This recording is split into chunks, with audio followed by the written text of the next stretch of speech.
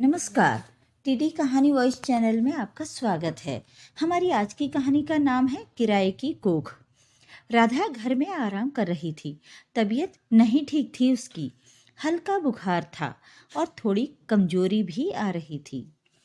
अभी 1 महीने पहले ही बच्चे को जन्म दिया था, तो थोड़ी कमजोरी तो स्वाभाविक ही है। इसलिए राधा अपने घर में आराम कर रही थी, लेकिन सुकून था। कम से कम अब उसका परिवार भूखा नहीं मर रहा था।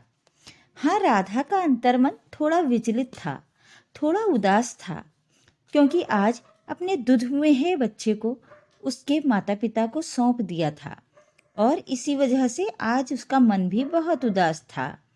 उधर सरजू को सरपंच जी ने बुलाया था। गांव में पंचायत लगी थी।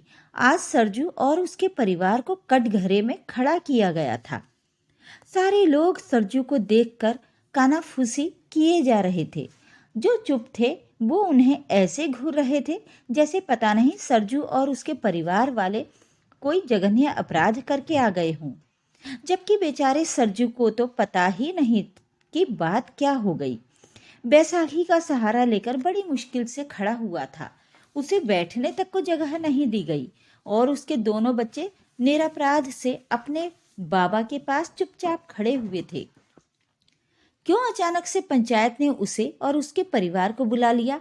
बस यही बात उसके दिमाग में चल रही थी। थोड़ी देर बाद पंच आए और पंचायत शुरू हो गई थी। पंचों में से राधेश्याम जी बोले, क्यों रे सरजू, तेरी पत्नी राधा कहाँ है? उसको भी तो लाता। जी बाबूजी, वो घर पर आराम कर रही है। उसकी तबीयत ठीक नहीं है। काहे तबीयत ठीक नहीं है? सब पता है हमको। अभी के अभी उसको बुला यहाँ पर। गांव के दबंग देवीलाल ने सरजू को घूरते हुए कहा। सब लोगों ने उसकी हाँ में हाँ मिलाई। सरजू को ही भेजा गया उसके घर उसकी पत्नी राधा को लाने के लिए, जबकि उसके 7 साल के दोनों जुड़वा बच्चों को वहीं पंचायत में रोक लिया गया। सरजू को गांव के ही ईश्वर लाल के साथ पैदल भेज दिया।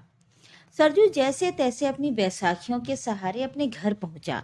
सरजू को देखते ही उसकी पत्नी बोली, क्या बात है जी, क्यों बुलाया था आपको पंचायत में?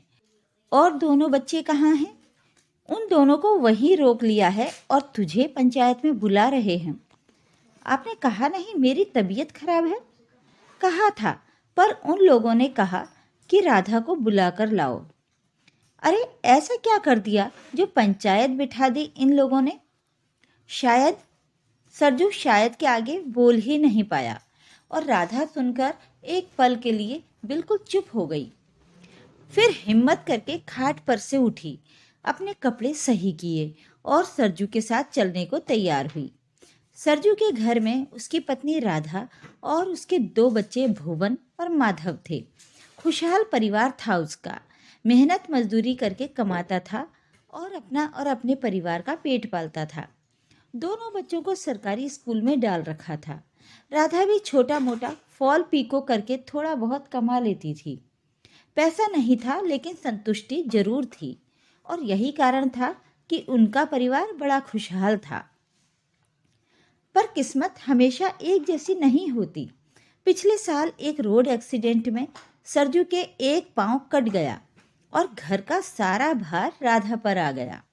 राधा करती भी तो कितना क्या करती, बच्चों को संभालना, घर का खर्चा, ऊपर से सरजू की हालत भी ऐसी थी, उसका खर्चा अलग।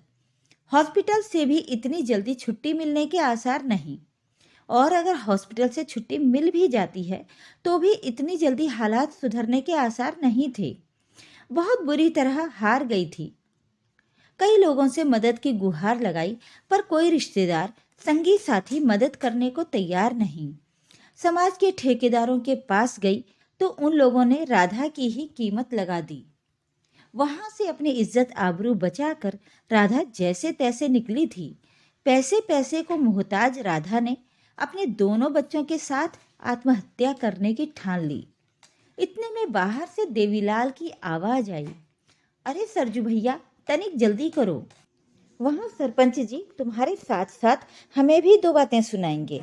आवाज सुनकर दोनों पति पत्नी घर के बाहर आए और ईश्वर लाल के साथ पैदल चल दिए। पंचायत तक पहुंचे तो राधा को देखकर लोगों ने मुंह बनाने शुरू कर दिए। आ गई बेशर्म, सारे गांव की इज्जत मिट्टी में मिलाकर रख दी। हाय दैया, पैसा कमाने के लिए कोई इतना नीचे कैसे गिर सकता है। हाय, उसके पति ने भी न रोका। काहे रोकेगा, उसे भी तो खाने को मिल रहे हैं। जितने मुंह उतनी बातें। शोर बढ़ गया तो सरपंच जी ने सबको चुप करा दिया। शांति से बैठे रहो आप लोग, जिसे जो कहना है बाद में कहना, सबको मौका दिया जाएगा। काहे बुलाए हो सरपंच जी, अब तो बताओ, सरजू ने कहा। सरजू, तेरी नाक के नीचे तेरी पत्नी क्या कर्म कर रही है, तुझे नहीं पता? सुनकर सरजू सकपका गया और गर्दन झुकाकर खड़ा हो गया। फिर राधेश्याम जी राधा की तरफ मुखातिब हुए। क्यों री राधा, तुझे इस गांव की इज्जत मिट्टी में मिलाते शर्म न आई? पैसों के लिए कुछ भी गलत काम करने को तैयार हो गई। ऐसा क्या कर दिया मैंने सरपंच जी, जो पूरे गांव वालों को पंचायत बिठानी पड़ी? राधा ने कहा। हाय राम, देखो इस बेशर्म को, कुकर्म करने के बाद भी सामने बोलने को तैयार बैठी है। तभी पंचायत में से किसी ने कहा, हाँ, काहे की शर्म आएगी, पैसों के लिए लोगों के बच्चे जनने का काम करने लगी है। बड़ी इज्जत वाला काम कर रही है, जो सीना ठोक कर यहाँ पर सबके सामने मुंह चला रही है। दबंग देवीलाल ने कहा। देख राधा, तूने जो भी किया है वो अपराध ही माना जाएगा, इसलिए तुझे और तेरे परिवार को ये गांव छोड़कर जाना पड़ेगा। यही हम पंचों का फैसला है। तू इस गांव में नहीं रह सकती। तेरे जैसी चरित्रहीन को हम हमारे गांव में जगह नहीं दे सकते। जैसी आप लोगों की इच्छा, राधा ने सपाट शब्दों में कहा। ये देखो, अपने कुकर्म के लिए माफी नहीं मांग सकती थी। कैसी बेशर्मी से कह रही है, जैसी आप लोगों की इच्छा। अरे, इसका साया ही हमारे घर की औरतों के लिए खराब है। दबंग देवीलाल बोला। किस बात की माफी मांगूं? अपनी कोख किराए पर दी थी, किसी के साथ सोई नहीं थी। जब पैसों की जरूरत थी तब आप लोगों के सामने भी हाथ फैलाए थे और आप सबने मना कर दिया। तो क्या अपने पति और परिवार को मरने देती? और देवीलाल जी, आप तो और भी महान थे। आपने तो मेरी इज्जत की भी कीमत लगा दी थी। तब बेशर्म मैं थी या आप थे? मैं तो अपने बच्चों के साथ आत्महत्या करने ही जा रही थी। वो तो भला हो उस औरत का जिसने मुझे हिम्मत दी। हर कोई मुझसे कीमत ही तो मांग रहा था, उसने भी मांग ली तो क्या हर्ज है। उसने मेरे पूरे परिवार को बचाया। 1 साल तक मेरा और मेरे परिवार का पूरा खर्चा उठाया। मेरे पति का पूरा इलाज करवाया। बदले में मैंने अपनी कोख उसे किराए पर दे दी तो आप सब लोग मुझे बेशर्म कहने लगे। कोख किराए पर दी थी, अपने स्वाभिमान और इज्जत को मारा नहीं था मैंने। काहे माफी मांगू आप लोगों से? जब जरूरत पड़ी तो आप सबने मुंह फेर लिया। रिश्तेदार बगलें झांकने लगे। हमें मरने के लिए छोड़ दिया। किसी के साथ सोकर अपने स्वाभिमान को मारने से अच्छा है कि अपनी कोख किराए पर दे दी। गांव छोड़कर जाना मंजूर है, पर तुम लोगों से माफी मांगना मंजूर नहीं। पंचायत अगर ऐसी औरतों की बातें सुनने लगे तो हर कोई अपनी मनमानी करने लग जाएगा। अरे, हमारे घर की औरतों को बिगाड़ रही है ये, निकालो इसको अभी के अभी। देवीलाल ने अपनी पोल खुलते देखकर चिढ़ते हुए कहा। वहीं पास खड़े हुए देवीलाल के चमचे हरिया ने पत्थर उठा करके राधा के ऊपर फेंक दिया, जिससे उसके सिर पर चोट आ गई।